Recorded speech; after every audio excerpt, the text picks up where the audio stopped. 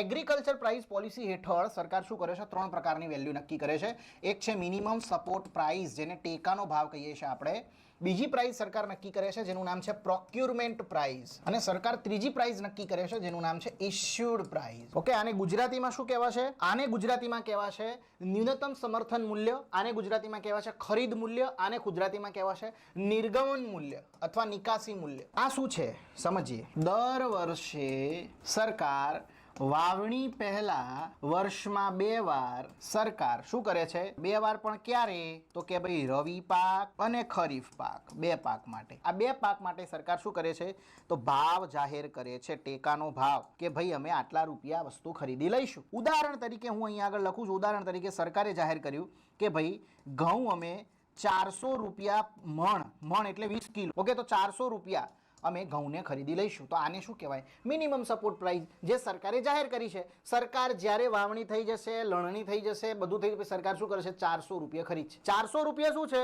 Minimum value છે. આનાથી ઓછા તો સરકાર નહીં જ આપે ખેડૂતને. ઓકે, પ્રોક્યુરમેન્ટ પ્રાઇસ શું છે? પ્રોક્યુરમેન્ટ પ્રાઇસ એ છે ક્યારે જાહેર કરે સરકાર? તો કાપણી બાદ જાહેર કરે અથવા લણણી બાદ જાહેર કરે. જ્યારે પાક કપાઈ જાય, કોથળા ભરાઈ જાય, ત્યારે જાહેર કરે. ખરીદ મૂલ્ય કોને કહેવાય? ખરીદ મૂલ્ય એટલે એકચ્યુઅલમાં સરકાર જે ભાવે ખરીદે ને, અનાજ ખરીદે, એને પ્રોક્યુરમેન્ટ પ્રાઇસ કહેવાય. મિનિમમ સપોર્ટ પ્રાઇસ શું છે? સરકાર દ્વારા જાહેર કરવામાં આવેલી એક પ્રાઇસ છે જે મિનિમમ છે. સરકાર એનાથી વધારે પણ આપી શકે ને. સરકારને માની લો પુરવઠાની વધારે જરૂર છે, તો સરકાર આ 400 ની જગ્યાએ એમ કહી દે કે ભાઈ અમે ખરીદીશું હવે 500 રૂપિયા, અમારે વધારે જરૂર છે. તો 500 રૂપિયા શું થયું? Procurement price. એકચ્યુઅલમાં જે ભાવે ખરીદ્યું. આ તો જાહેર કરેલી પ્રાઇસ છે કે ભાઈ મિનિમમ અમે આટલા તો આપીશું જ તમને, આનાથી ઓછા તો અમે નહીં જ આપીએ ખેડૂતને. તો આ જાહેર કરેલું મૂલ્ય છે. પણ સરકારને જો વધારે જરૂર હોય માલની, તો સરકાર એકચ્યુઅલમાં વધારે ભાવ આપી શકે છે. પણ સંજોગો વસાત એવું બન્યું છે અત્યાર સુધી સરકારે MSP જેટલો જ પ્રોક્યુરમેન્ટ પ્રાઇસનો ભાવ આપ્યો. સરકારે 400 જાહેર કર્યા, 400માં જ ખરીદવાનું. તો માની લઈએ કે સરકારે આ જ ભાવે ખરીદી લીધા, તો ઘઉંનો ભાવ અહીંયા કેટલો થયો?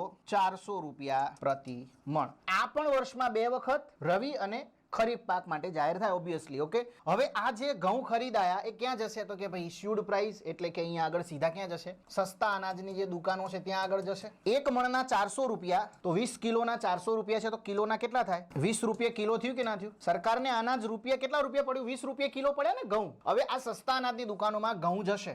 ઘઉં સરકારને કેટલા રૂપિયા પડ્યા છે? સરકારને પડ્યા છે 20 રૂપિયા પ્રતિ કેજી. સરકાર આપે છે કેટલા રૂપિયે? જે BPL કાર્ડ ધારકો છે એને, તો કે ભાઈ 2 રૂપિયા પ્રતિ કેજી આપે છે ને. તો આ 20 રૂપિયામાંથી 2 રૂપિયા જાય તો વધ્યા કેટલા? 18 રૂપિયા. આ સરકાર 18 રૂપિયા નુકસાન શેનું ભોગવી રહી છે? આ 18 રૂપિયાની કહેવામાં આવે છે ફૂડ સબસિડી. અને આ જે 2 રૂપિયા છે જે સરકાર BPL કાર્ડ ધારકોને જે વસ્તુ આપે છે એને કહેવાય ઇશ્યુડ પ્રાઇસ.